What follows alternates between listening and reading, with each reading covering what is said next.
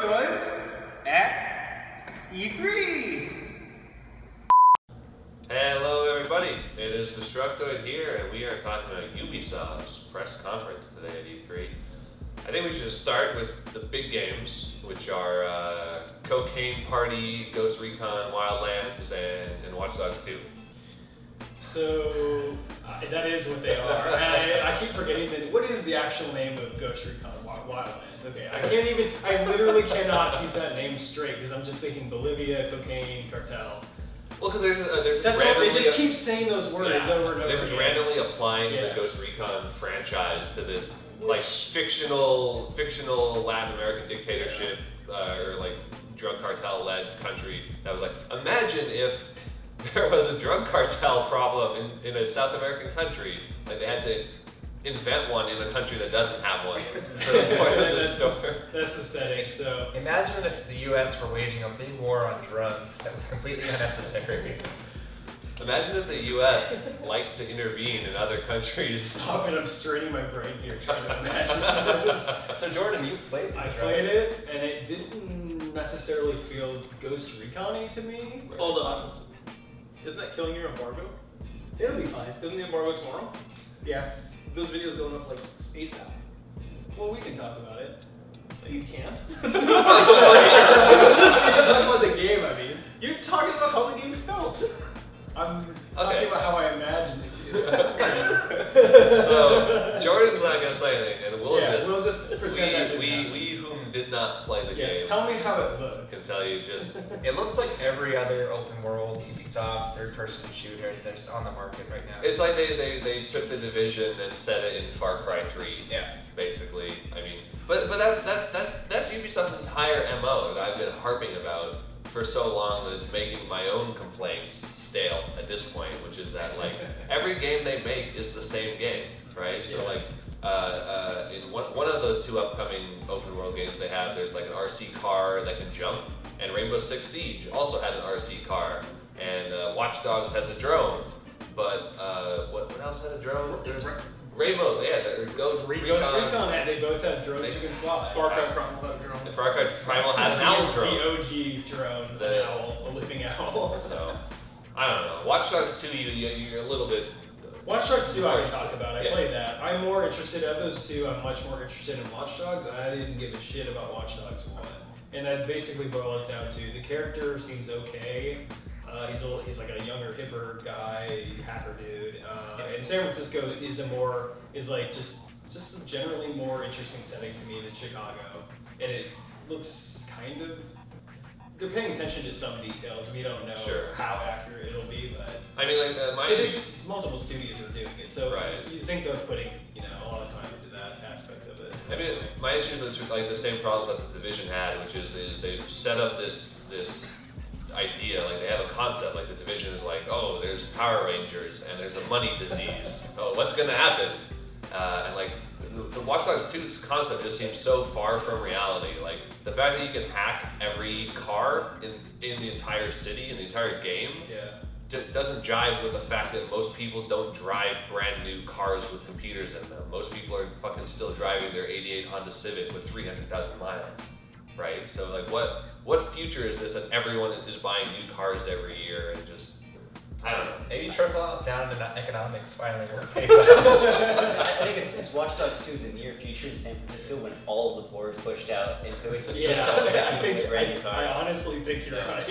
I don't know, there's just something weird about their whole like, we're punk rock hackers, and it's almost like the movie Hackers from the 90s, where they're trying to be. It really is that silly, but they're not trying to be silly. Right. So it kind of falls a little flat. And then also to have this like counterculture, fuck the man, the corporations are bringing us down, from Ubisoft, a by the numbers conglomerate studio where like 8 people make every video game. It just feels like it's falling flat on its face. Like, and what have you mentioned? Like Mirror's Edge Catalyst had the same problem, where Mirror's Edge Catalyst is like, oh yeah, oh man, the corporations, and it's fucking EA, like the worst corporation in America, according to some gamers. Bank of America.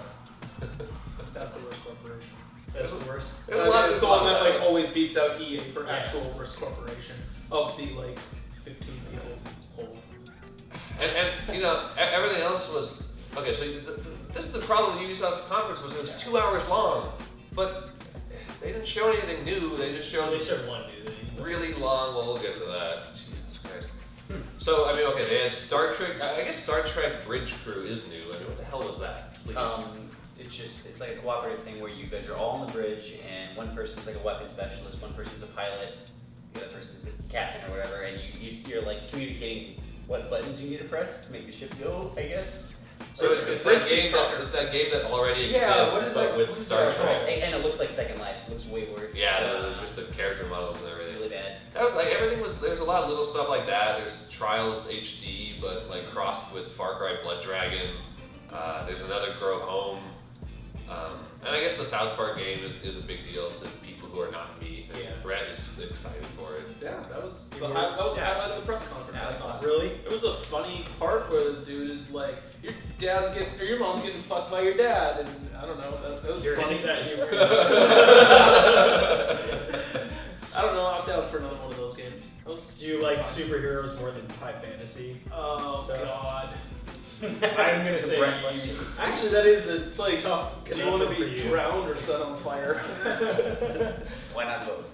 And then, we had a rare reprieve from Assassin's Creed because Ubisoft finally decided no Assassin's Creed this year.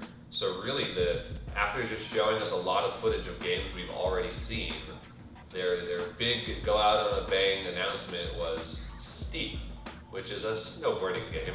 It's a tea-making game. Yeah, I'm sorry, it's a completely new genre that they just invented and a bunch of other fucking hype marketing terms. But I mean, you were into it. Yeah, Jordan and I both. Zach and I loved SSX, and no one is making those types of extreme. I mean, no one on Ubisoft or EA scale is making those games anymore. So that they're making a new one and it looks even decent is a big deal to me. I think the problem is that it doesn't even have that like. It doesn't have that personality though, which is what people remember. It's like SSX if someone just made it like very plainly in Unreal Engine 4 and slapped GoPro advertisements on everything. That's what the last SSX was though, was they pretty much got rid of all that personality and it was just the mountain. So they did that again. But I don't know, between the base jumping, the skiing and all that stuff, it seems like there's gonna be some variety to it. And I like that it's all, you can do it all in first person. Yeah, it's nice. It could be okay. It just feels like a weird thing to go out. Here's our only big drop. Yeah, it's kind of weird. But you know, I don't know. We can go down the line. What do you think, Brett? Thumbs up, thumbs down. How do you find this Ubisoft conference? If this press conference is an hour long, it might get a thumbs up from me. But 2 hours, 2 hours, just like every Ubisoft game, is not enough content stretched out too long. Going thumbs down. Zach? I give it a side. Aisha Taylor wasn't as bad as I thought it was going to be. Like last time it was pretty cringy, but now it's alright. She's done it 5 years. She's been getting better and better every year. She's on her 5th E3, and I'm also attending my 5th E3, so I think we're both very successful. She looks way better than you do. Yeah. Jordan? Where's your thumb going? I like you know. Well, that sounded weird. I like her as a host, as an aside, but thumbs down for the conference. And it was really just that last game that I even remotely care about out of everything they had. So yeah, I'm also going thumbs down. I don't like the games that Ubisoft mostly makes already, and stretching it into 2 hours and then not having any new game besides that one was just kind of like, okay, that's it. Thumbs up for Aisha, thumbs down for Ubisoft. Alright, so one more to go, right? One more. Sony. Hopefully they can save it and actually announce some new video games. Ow. That's so Die.